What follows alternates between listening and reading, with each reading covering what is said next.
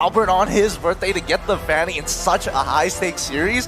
Alright, let's jump into the second part of the draft. We're seeing the Lapu Lapu as well as the Quad immediately banned out here. And if I remember correctly, from Todak's side... Oh wait, hold up. We've got a quote coming in from Vin. Having the most games played in the M series, he's got 55, and this is going to be his 56th game on the world stage. Wow, speaking of veteran players, they know the game from inside and out. Win being one of the best roam players out there in the entire series. So I want to see what Win is going to set up for us with engages. When you have a full dive with Hilda, Win's going to be a nuisance in the entire Todak's jungle. Especially Todak actually picked into that. Even after Hilda being taken out, they decided to go with Hayabusa. It's a little bit of questionable, leaving Lapu being banned away. Obviously Lapu can do really, really well against Zhongyin lane. So in this scenario, I mean, at this point, what do you think RRQ is going to pick up next? Are they going to even pick up a marksman? Honestly, I think they might hold the marksman off for now. I do feel Kadita might be, becoming a little hotter now. The fact that, you're up against Eve, and at the very least, Popo or Koopa, if you're able to close that distance, you can almost guarantee the kill. Yeah, they need magical burst, so Kadita makes sense, and there you go, just right on cue. Kadita will be picked up. Now, I do want to add that Fanny has a lot of targets, right? He can target the Hayabusa, he can also target the Popo, and of course that Eve is very vulnerable, very juicy target. Now, to close out the drafts here, what are you thinking, Assassin Dave? They need someone that can peel for them. I mean, they do, but at the same time, like, what choices are available, right? There are not too many PO characters, and we're going to have Martis most likely in the EXP lane, since Hayabusa is going to be most likely 99% going to the jungle. When's the last time we've seen Hayabusa being flex picked? Here's the thing. When you say 99%, every time I get flashbacks for MPL MY, it might not necessarily be it. We'll have to see at the very end. Ruby gets locked in as well. So you telling me, I'm telling you, it's a little tough to say. What? Ruby could go into the support position. Martis can go into the support position, both of which we haven't seen in a while. Ruby more commonly than Martis, of course. It's still so flexible, and you're right. Well, we'll see. Will it pay off? Will it be pulled off here for our first game? Now, last hero here for RRQ. They have magical burst, they have the physical. What else do they need? They need someone that can be the backlines, Beatrix. All right, of course. Right.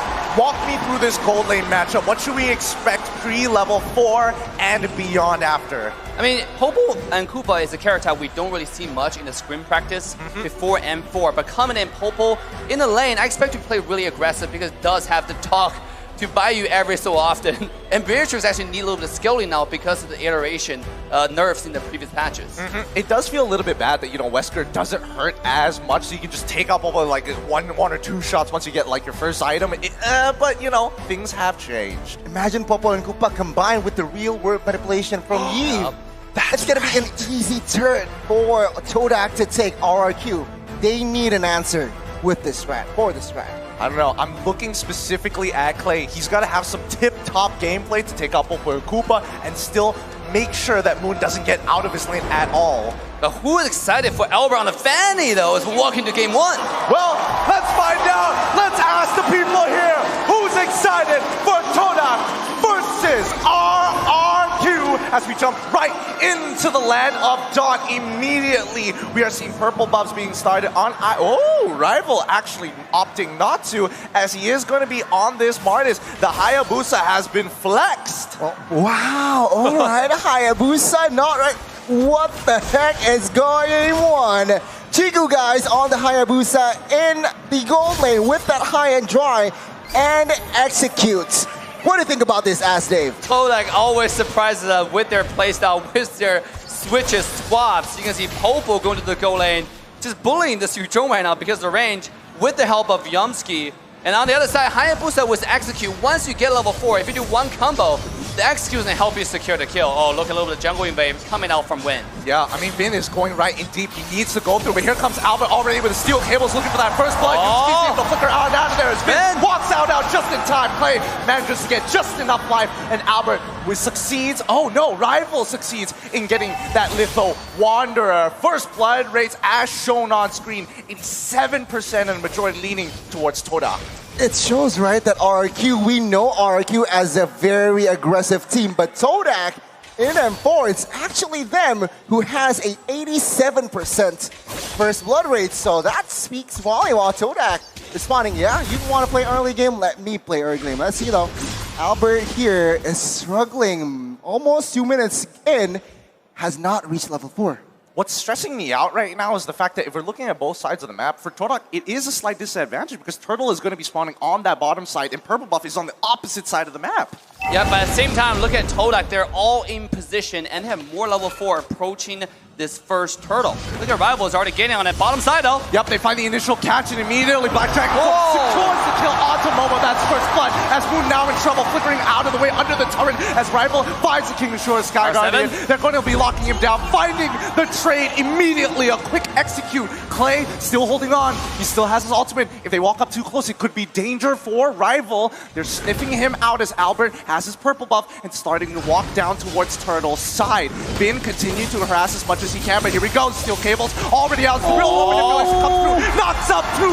Already gets it. Here comes Clay. Securing the turtle and Martis in one fell swoop. Momo is not going to let that slide though as he continues to shoot them down one by one. R7 in the middle of the fight too. Doesn't want to get involved anymore. There's just too many numbers as they back away.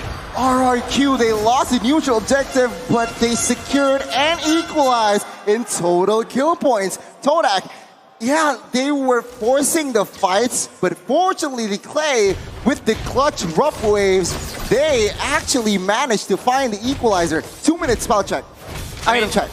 Yumski, what a play on a Ruby there. He waited for Albert to come in, and a beautiful execution of skill 2 to stop him mid-flight. When you can see Albert was going for Moon on the Eve there in the back, right? The moment when Eve showed up, you see the Fanny flying in, but not too fast up Yumski. His stop the Fanny in the mid-track. Oh no, losing a purple buff as well. Not the end of the world for Martis at the very least, as he's not as dependent on it. But the next play could be happening towards the bottom side of the map again. We see Fanny moving over and Yumski getting into the right position here.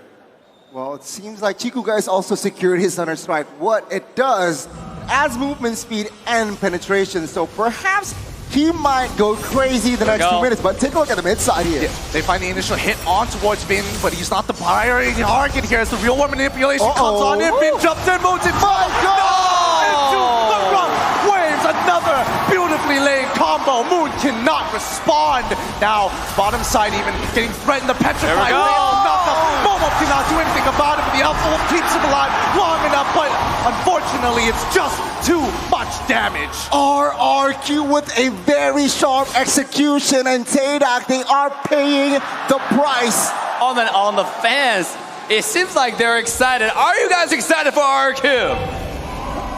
Oh my God. You got your answer. You got your answer, but now here comes the turtle. This is going to be a really important objective for both sides. It's going to be a potential for... No, it's not a 4v4, as Fanny is on the top side, already chunking Chiku down, guys, down to half HP. Bin's going to be starting things off immediately on top of Yumski, but for how long? Clay still waiting for an opportunity. He's getting dicey here. R7 himself jumps in to try to save his teammate, but it's too late. One goes down, and now it's a 4v2. It's not looking good as purple buff is being invaded at the same time, but RRQ have the right idea, slowing this turtle as much as they can until reinforcements show up. The turtle is so low. Martis is able to secure it. Here comes Albert for the 3 data. Yumski is going to lock him down. Just the cutthroat is able to find his neck.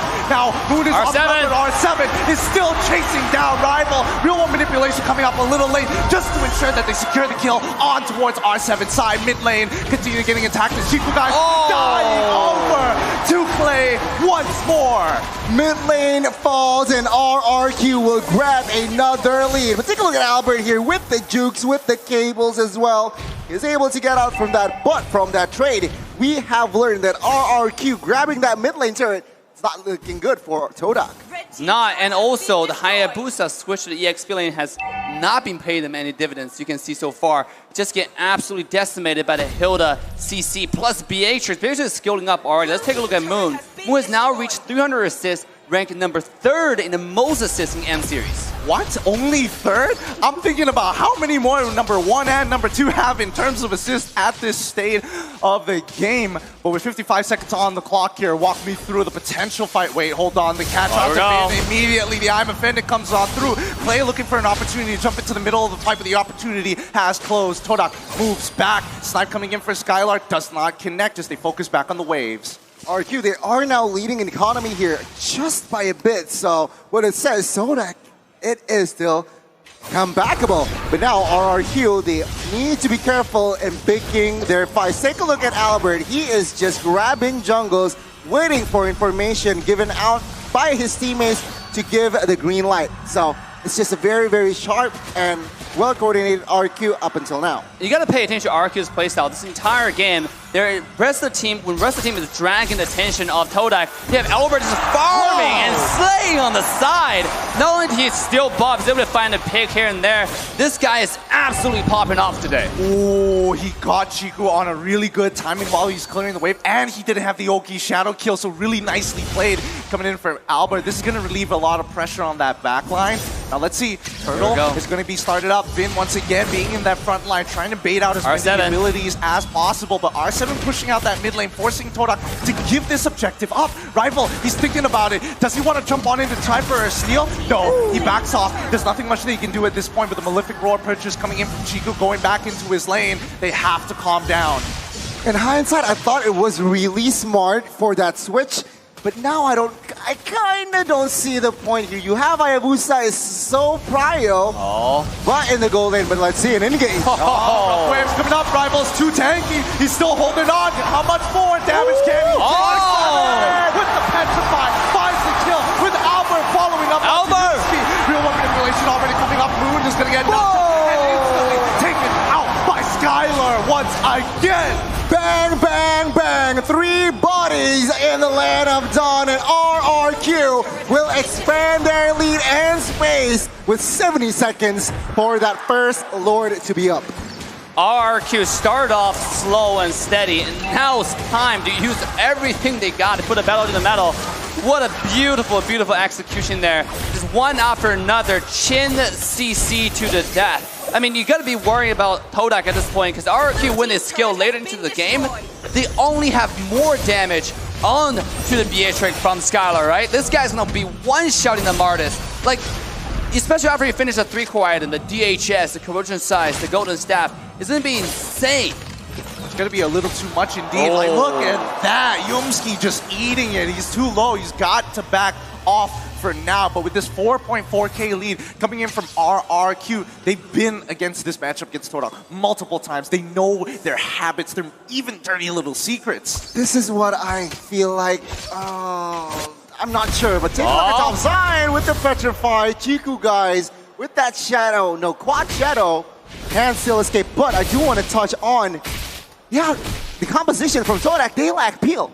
So nobody can really open vision, nobody can really open bushes, because RRQ, now they're ahead 5,000 equipments, and damage output will be evident. All right, let's see as they start the Lord right now. Chiku guys once again getting solo killed by Albert in the top side of the map. Spicy stuff, Albert. It may be his birthday, but right now the birthday boy ain't holding back his punches. The Lord being taken with no issues whatsoever, and Todak unable to walk up close.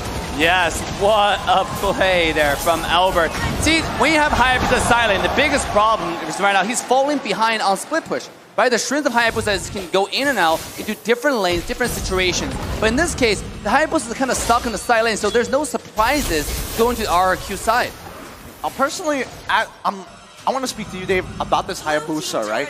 You played a lot of it. You have many games. When should we expect this Hayabusa to really start popping off and actually participating in these fights? I mean, look at the Hayabusa's item. He still has not finished the Blade of Despair. Right now, who can you really kill? Right, Fanny is almost untouchable. Clay is always invisible, right? The moment he shows up is the moment you go to the dark screen, the black and white screen, right? Vin is unkillable as well, so and R7 is only going for a backline. At this point, the Hayabusa's value is only diminishing. And also, to add to that, take a look at the items. Fanny built Dreadnought armor for Hayabusa Shadow kills as well. Wind of Nature also secured by that Beatrix. So again, the power from Hayabusa is just very, very negated. Let's see though, the push. Oh, this is going to be really difficult here. Todak right now falling behind at a 7.7k deficit. This Lord is going to be punching on through. Here we go. They find a hook onto Bin. They secure the kill with a chain CC, but here comes Play. Trying to make the play on towards Momo's side. Unfortunately, does not complete the execution. But does onto Yumski. Once again, one-shotting Moon and getting back out perfectly as Nibiru's passion is already unleashed. Here comes Momo jumping into the middle of the fight as R7 opens things up and looking to zone them away. 2 members down, traded for 1, and an inhibitor turret falls into the hands of RRQ, extending the lead, but he's not done with it yet. Winds of Nature already popped immediately, and that doesn't mean anything. Chiku, guys, unfortunately the OP Shadow Kill does not do much. A good defense, but a better offense here shown by RRQ. They took the baser top side and they grabbed almost a 10,000 gold lead in economy. RRQ, they are disciplined. They see no objectives on the board, so they back off. Yup, Yumski once again trying to open up the map, getting that information his team so desperately needs right now. And immediately you're seeing the snowball effect coming out from RRQ side. Snipe? Nah, doesn't connect just yet. I mean, at this point, RQ is playing patiently, right? Even if you, the conceal play. Here we go. They find it immediately, going for the pop-up play as well. Gets caught out, but 3 go down in return. Immediately, Skylar making the difference and a complete wipeout. RRQ initiate and end the fight. They can end Gideon. They can end Assassin Dave. Take a look at the top side. Minions, they're doing it. They're doing it. It's over already. Nobody's going to be able to get back in time. The wave to even Skylar switching over to Bennett. It's done. That's game 1. Going over to RRQ. Luminous Lord already spotted, but who needs it? GG, well played to RRQ Hoshi. Game 1, it's going to fall to the hands of the Kings of Kings. RRQ Hoshi taking game 1. Why do you let Fanny out for Albert? You know, that is the biggest mistake ever. This guy is an absolute monster. He defies all laws of physics. Going to your base, diving. Usually we expect a step-by-step standard push onto the high ground tower, but when Albert plays Fanny, I can't ignore all of that. I'm just gonna go in 1v5, take down a mid laner, go to the bottom side and fly